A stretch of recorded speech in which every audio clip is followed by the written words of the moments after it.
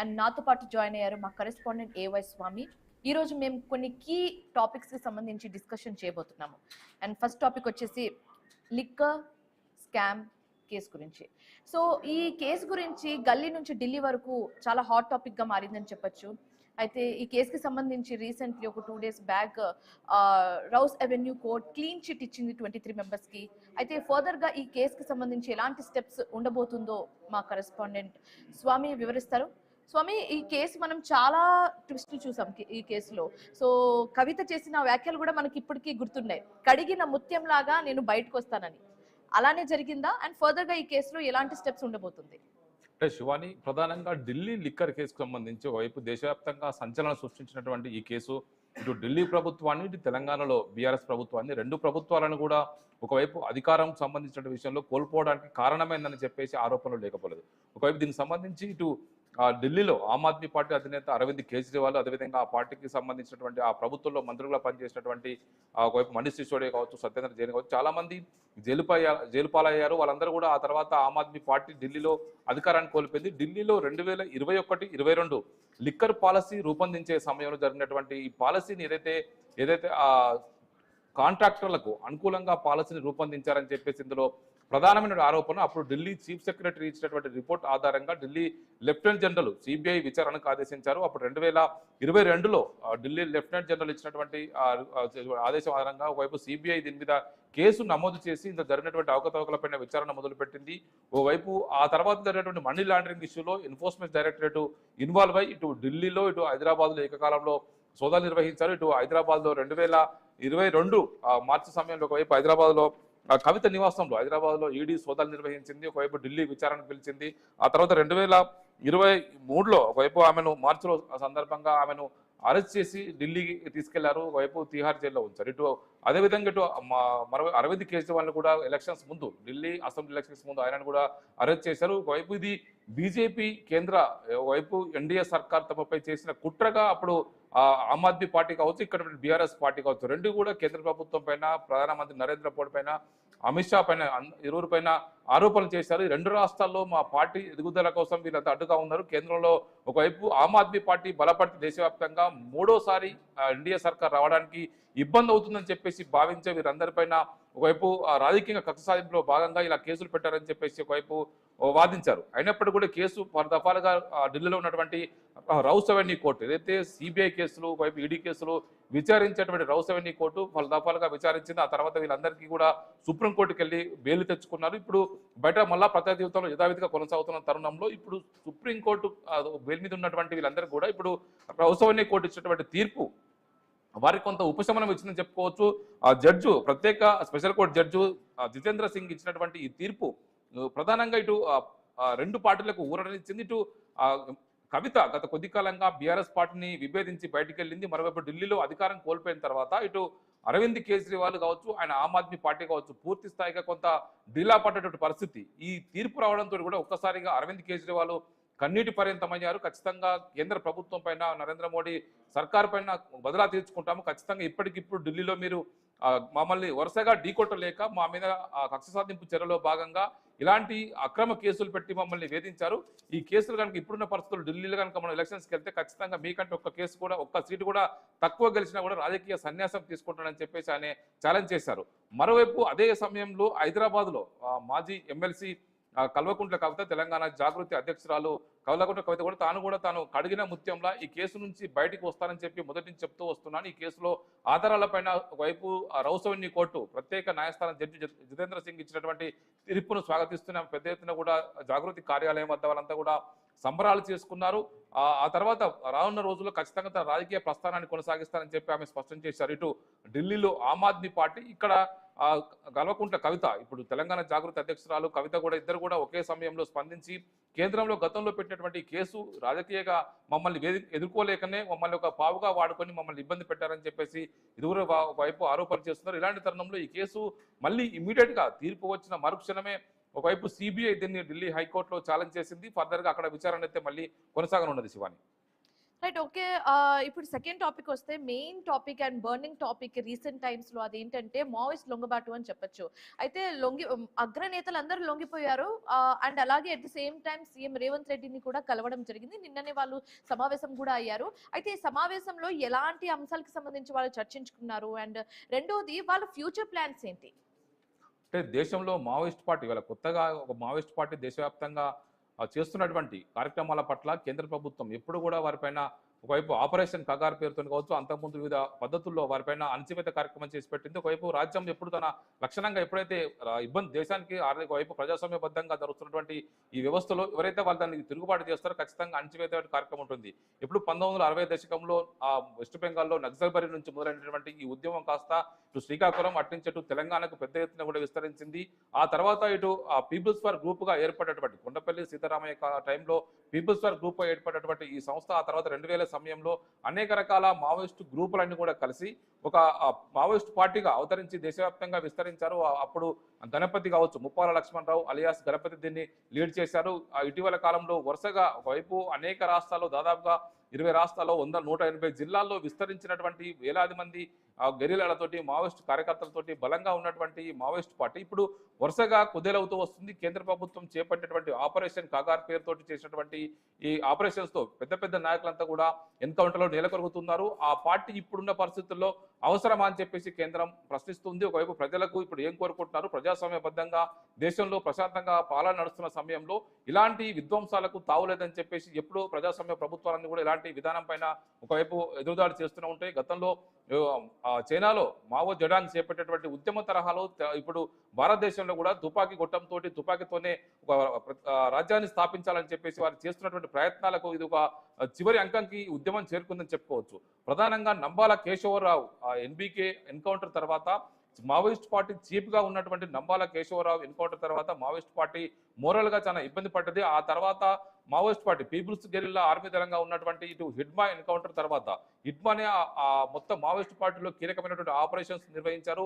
అంతకుముందు దశాబ్దాల పాటు ఇటు తెలంగాణలో కావచ్చు, ఆంధ్రప్రదేశ్లో అనేక ఘటనలు జరిగాయి. దేశవ్యాప్తంగా ఛత్తీస్గఢ్లో, మహారాష్ట్రలో, ఇటు ఒరిస్సాలో అనేక రాష్ట్రాల్లో కూడా మావోయిస్ట్ పార్టీ అత్యంత బలంగా ఉన్న సమయంతో పక్కన పెడితే ఇటీవల కాలంలో 2014లో మోడీ సర్కారు వచ్చిన తర్వాత, కేంద్రంలో ఎన్డీఏ సర్కారు వచ్చిన తర్వాత ఇటు ఛత్తీస్గఢ్ కేంద్రంగా జరిగినటువంటి ఆపరేషన్లో అనేక మంది మావోయిస్టులను కోల్పోవడం, ప్రతి సంవత్సరం వందలాది మంది ఎన్కౌంటర్లో బలవుతుండడంతో కూడా మావోయిస్ట్ పార్టీ మోరల్గా దెబ్బతిని ఇప్పుడు దీన్ని మళ్ళీ మేము కూడా ప్రజాస్వామ్యబద్ధంగా ఇప్పుడున్న పరిస్థితుల్లో మా కార్యక్రమాలు మేము నిర్వహించుకుంటామని చెప్పేసి బయటికి వచ్చారు. ఇటీవల కర్రెగుట్టల్లో ఒకవైపు తెలంగాణకు సమీపంలో ఉన్నటువంటి కర్రెగుట్టల్లో కేంద్ర ప్రభుత్వ బలగాలు ఇటు ఒకవైపు సిఆర్పిఎఫ్ దళాలు, కోబ్రా దళాలు, ఇటు మహారాష్ట్రకు సంబంధించిన దళాలు, తెలంగాణ గ్రేహాండ్స్, ఆంధ్రప్రదేశ్ గ్రేహాండ్స్, మహారాష్ట్ర, కర్ణాటక, ఇటు ఛత్తీస్గఢ్, ఒరిస్సా దళాలన్నీ కూడా ఇటు ఏఓబిలో కావచ్చు, దండకారణ్యంలో కావచ్చు, అబూజ్బట్లో కావచ్చు, తెలంగాణ పరిసర ప్రాంతంలో ఉన్నటువంటి గోదావరి లోయ ప్రాంతాలు కావచ్చు, చేస్తున్నటువంటి ఆపరేషన్స్ అన్నింటినీ కూడా వారికి కోలుకోలేని దెబ్బను మిగిల్చాయి. చాలా మంది మృత్యువాత పడ్డారు, ఎన్కౌంటర్లో చనిపోయారు. దీంతో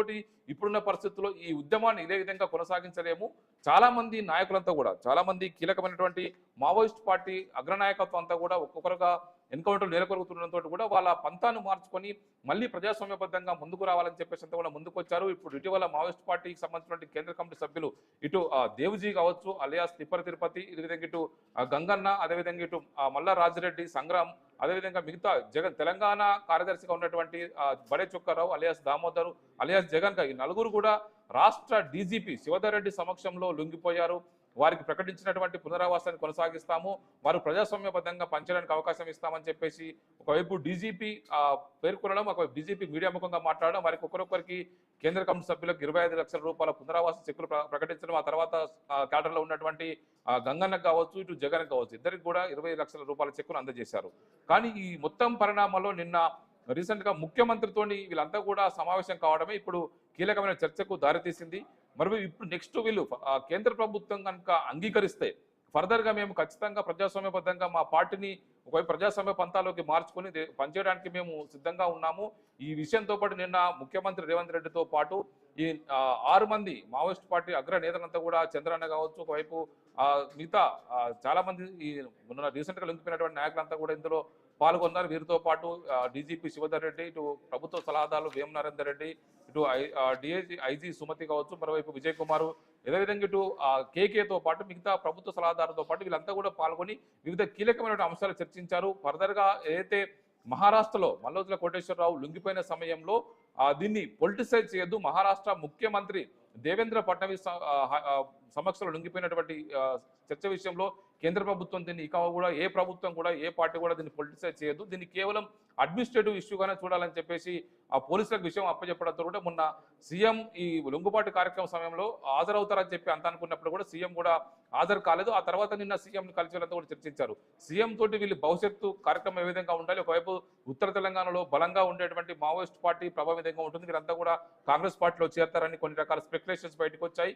అది కాదని చెప్పేసి మా మావోయిస్ట్ పార్టీనే మేము ప్రజాస్వామ్యబద్ధంగా కేంద్ర ప్రభుత్వం కేంద్ర హోంశాఖ అంగీకరిస్తే ప్రజాస్వామ్యబద్ధంగా పనిచేయడం కోసం మార్చుకుంటాము.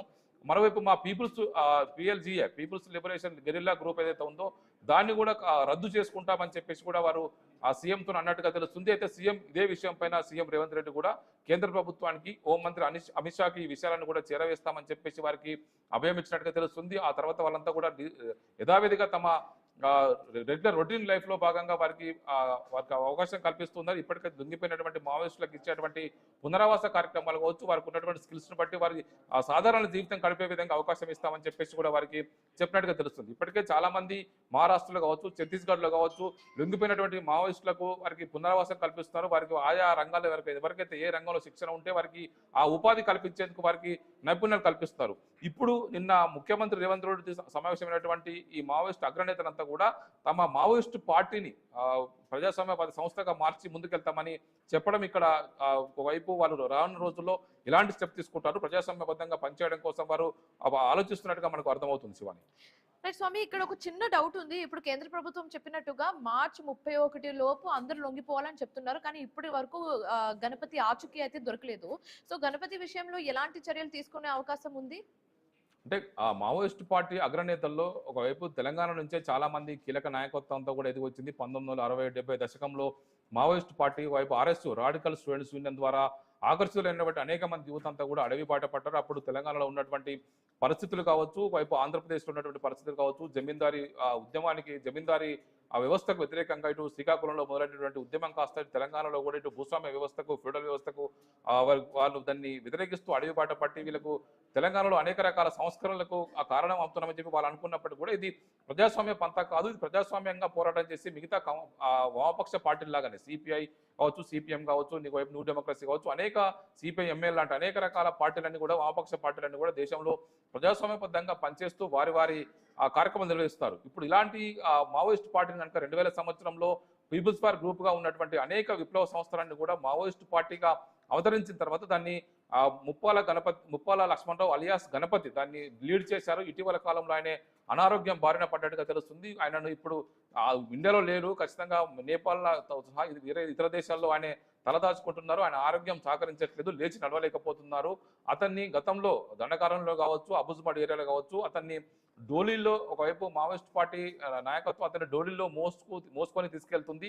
అతను కేవలం సైద్ధాంతికపర చర్చల్లో పార్టీ నిర్మాణం కోసం పార్టీకి సంబంధించిన యాక్షన్ గ్రూపులని యాక్టివేట్ చేయడం లాంటి కార్యక్రమాల్లో పాల్గొంటున్నారని చెప్పి గతంలో అతని పైన ఇలాంటి వార్తలు చక్కర్లు కొట్టాయి. కానీ ఇటీవల కాలంలో ఒకవైపు పెద్ద ఎత్తున జరుగుతున్నటువంటి ఈ ఎన్కౌంటర్ల సమయంలో అతను నేపాల్లో తలదాచుకుంటున్నట్టుగా కూడా బయటికి కొంత వార్తలు వినిపిస్తున్నాయి. తెలంగాణ పోలీసులు, తెలంగాణ ఎస్ఐబి ఇప్పటికీ అతన్ని ట్రాక్ చేసే పనిలో ఉంది. అతను కనుక లొంగిపోవాలనుకుంటే అతన్ని తీసుకురావడం కోసం తెలంగాణ పోలీస్ వ్యవస్థ కూడా ఒకవైపు ఇప్పటికే సిద్ధమైనట్టుగా తెలుస్తుంది.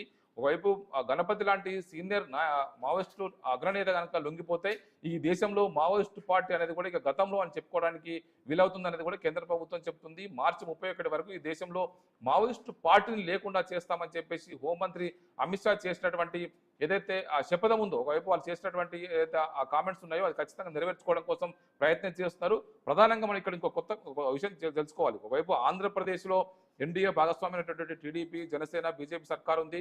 ఇటు ఒరిస్సాలో బీజేపీ సర్కార్ ఉంది, ఛత్తీస్గఢ్లో బీజేపీ సర్కార్ ఉంది, మహారాష్ట్రలో బీజేపీ సర్కార్ ఉంది. ఇక్కడ కూడా పెద్ద నాయకత్వం బయటకు వచ్చినా కూడా ఎన్కౌంటర్లో మృత్యువాత పడుతున్నారు, ఖచ్చితంగా ఎన్కౌంటర్ చనిపోతున్నారు. కానీ తెలంగాణలో కాంగ్రెస్ పార్టీ కొంత ఈ ప్రభుత్వం ఉంది కాబట్టి కొంత లిబరల్ గా వ్యవహరిస్తూ వారితో చర్చలు చేస్తే కనుక లొంగిపోవడానికి అవకాశం వస్తే కనుక మేము తీసుకుంటామని చెప్పేసి తెలంగాణ ఎస్ఐబి కావచ్చు, గతంలో గ్రేవన్స్ లో పనిచేసినటువంటి సీనియర్ పోలీస్ అధికారుల సూచనలతోటి వీళ్ళందరినీ కూడా లొంగిపోవడానికి అవకాశం ఇచ్చి ఇప్పుడు దేవ్జీ కావచ్చు, ఒకవైపు ఇటు సంగ్రామ్ కావచ్చు, గంగన్న కావచ్చు, జగన్ కావచ్చు, వీళ్ళందరూ కూడా లొంగిపోవడానికి అవకాశం ఇచ్చి చర్చలు చేసి వాళ్ళని తీసుకొచ్చారు.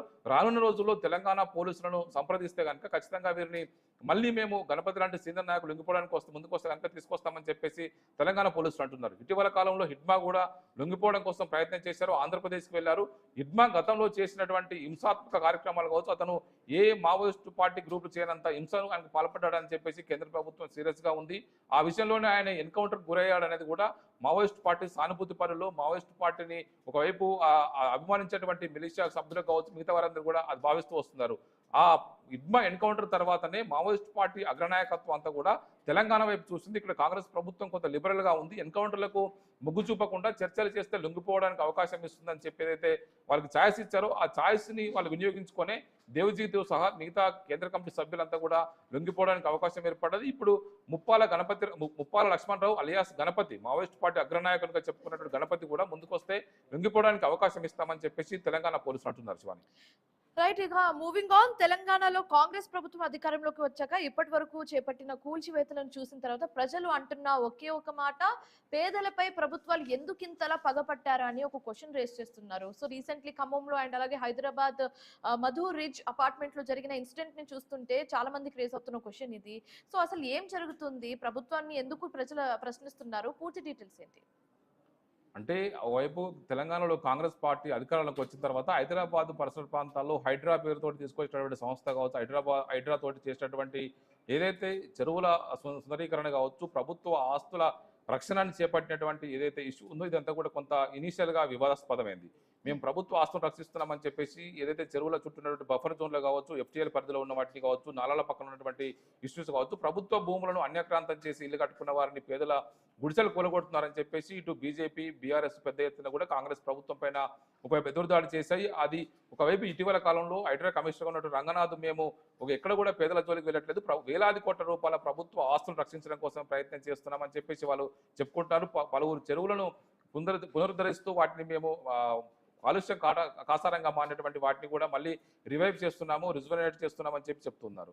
కానీ మరోవైపు హైదరాబాద్ నగరంలో అనేక రకాల కొత్త స్కీమ్స్ ని కాంగ్రెస్ ప్రభుత్వం తెరపై తీసుకొచ్చింది. ఒకవైపు మూసీ సుందరీకరణ పేరుతో తీసుకొచ్చినటువంటి ఈ కొత్త ప్రాజెక్ట్ అనేది కూడా ఇప్పుడు వివాదాస్పదమైంది. ఒకవైపు మహాత్మా గాంధీ ఆయన పరమపదించిన తర్వాత ఆయన అంత్యక్రియలు దేశవ్యాప్తంగా అనేక చోట్ల ఆయన అస్థికలు తీసుకొచ్చి వాటిని నిమజ్జనం చేశారు. హైదరాబాద్ లో కూడా ఈసీ మూసీ నదుల సంగమ స్థానం వద్ద మహాత్మా గాంధీ ఒకవైపు అస్థికలు తీసుకొచ్చి అక్కడ పెట్టడం జరిగింది. ఆయన బాపూజీ స్మారక స్థలం కూడా అక్కడ ఏర్పాటు చేయడం జరిగింది. దీన్ని ఇప్పుడు ఒకవైపు గాంధీ సరోవర్ ప్రాజెక్టు పేరుతోటి తెలంగాణ ప్రభుత్వం ఒక 3-4 వేల కోట్లు ఖర్చు చేసి దాదాపుగా మూసీ సుందరీకరణ చేయడంతో పాటు ఈ భారీ ప్రాజెక్టును అక్కడ చేయాలని చెప్పేసి ప్రయత్నం చేస్తున్నారు. ఒకవైపు మూసీలోకి వచ్చినటువంటి మూసీ బఫర్ జోన్ లో మూసీ ఎఫ్టీఏలోకి వచ్చినటువంటి అనేక ఆస్తులు కూడా సేకరిస్తాము, మూసీని మళ్ళీ సజీవ నదిగా చేస్తాము. అహ్మదాబాద్ లో సబర్మతి రివర్ ఫ్రంట్ ను ఏ విధంగా అయితే మోడీ గతంలో అక్కడ ముఖ్యమంత్రిగా ఉన్నప్పుడు దాన్ని తీర్చిదిద్దారో అదే విధంగా మేము హైదరాబాద్ లో మూసీ సుందరీకరణ చేస్తామని చెప్పేసి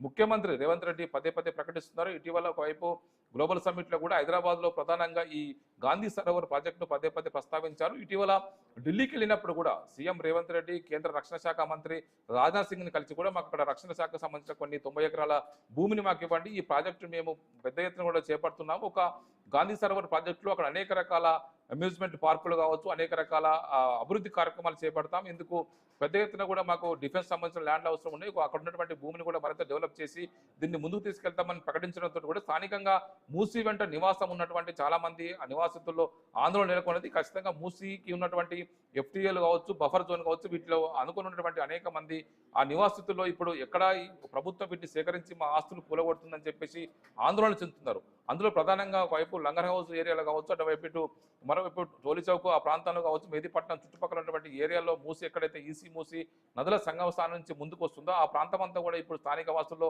ఆందోళన నెలకొని ఉన్నది. ఇప్పుడు మధు రిడ్జ్ అపార్ట్మెంట్ అయితే పూర్తిగా ఈ ప్రాజెక్టులో పోతుందని తెలియడంతో కూడా రీసెంట్ గా బీఆర్ఎస్ పార్టీ అసెంబ్లీ ఉపనేతగా ఉన్నటువంటి హరీష్ రావు కావచ్చు, మిగతా నాయకులంతా కూడా అక్కడికి వెళ్ళి వారికి భరోసా కల్పించే ప్రయత్నం చేస్తున్నారు. ప్రభుత్వం చేస్తున్నటువంటి ఈ విధ్వంసం పైన ఎదురుదాడి చేస్తున్నారు. ప్రభుత్వం అభివృద్ధి మాటున పెద్ద ఎత్తున కూడా పేదల ఇల్లు కూల్చివేత కార్యక్రమం చేపడుతున్నారని చెప్పేసి ఎదురుదాడి చేస్తున్నారు. ప్రభుత్వం మాత్రం దీన్ని మేము దీనికి సంబంధించినటువంటి అభివృద్ధి ప్రాజెక్టుల బాగా ముందుకెళ్తామని చెప్తున్నప్పటికీ కూడా ఇక్కడ పేదల ఇల్లు చాలా మంది పేదల ఇల్లు ఎఫెక్ట్ అవుతున్నాయి, వాళ్ళ ఇళ్లను కూడా కూల్చివేస్తున్నారు. మరోవైపు రేపటి నుండి BRS party working president KTR కూడా మిగతా ఆదర్శ కోర్టుతో సహా మిగతా ప్రాంతాల్లో పర్యటిస్తున్నారు. అక్కడ స్థానిక వాసులకు బీఆర్ఎస్ పార్టీ మీకు అండగా ఉంటుంది. ఇప్పుడు ఈ ప్రభుత్వం తీసుకురావాల్సినటువంటి ఈ ప్రాజెక్టుల వల్ల పేదలకు ఎఫెక్ట్ కాకుండా దీన్ని నిర్మించాలి. మేము రీసెంట్గానే గత బీఆర్ఎస్ పార్టీ అధికారంలో ఉన్నప్పుడు, బీఆర్ఎస్ ప్రభుత్వం ఉన్నప్పుడు మూసీని ఏదైతే నాగోల్ వద్ద మూసీ రివర్ ఫ్రంట్ ఏ విధంగా డెవలప్మెంట్ చేశామో అది ఎవరికి ఎఫెక్ట్ కాకుండా చేశాము, ఇక్కడ కూడా అలా చేయాలని చెప్పేసి వాళ్ళు డిమాండ్ చేస్తూ ఉన్నారు. ఓకే, సో ఇవి ఈ 3 సిచ్యువేషన్ కి సంబంధించిన 3 కేసెస్ కి సంబంధించిన అనాలిసిస్ అని చెప్పొచ్చు. అండ్ ఖమ్మం అండ్ అలాగే మధురిజ్ అపార్ట్మెంట్ లో జరిగిన ఇన్సిడెంట్స్, అలాగే మోవెస్ లొంగుబాటు, దాంతో పాటు ఢిల్లీ లిక్కర్ కేస్ కి సంబంధించిన అప్డేట్స్ తో పాటు అండ్ అనాలిసిస్ తో పాటు మా కరెస్పాండెంట్ ఏవై స్వామి చెప్పడం జరిగింది. సో ఈ 3 కేసెస్ లో ఫర్దర్ గా ఎలాంటి స్టెప్స్ ప్రభుత్వాలు తీసుకోబోతున్నాయి, ఎలాంటి స్టెప్స్ మనం చూడబోతున్నాం అనేది తెలియాలంటే ఇంకొన్ని రోజులు అయితే వేచి చూడాల్సిందే. సో ఇది ఇవాల్టి క్వశ్చన్ అవర్. మరొక క్వశ్చన్ అవర్ తో మళ్ళీ కలుద్దాం. Till then keep watching iNews. మీతోనే మీ వెంటే.